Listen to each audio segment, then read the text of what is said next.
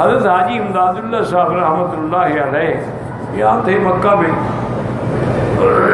مدینہ منورہ جا رہے تھے۔ اس زمانے میں اونٹ پہ جانا ہوتا تھا، اونٹوں کا سفر، اونٹ یا خچر یا گدھا۔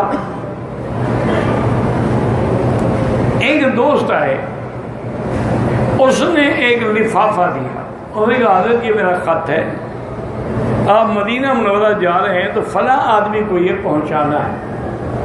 اور اچھا بھائی ذرا ٹھہر جاؤ، وہ اونٹ والا آ جائے۔ اس نے کہا اونٹ والے کا کیا تعلق ہے؟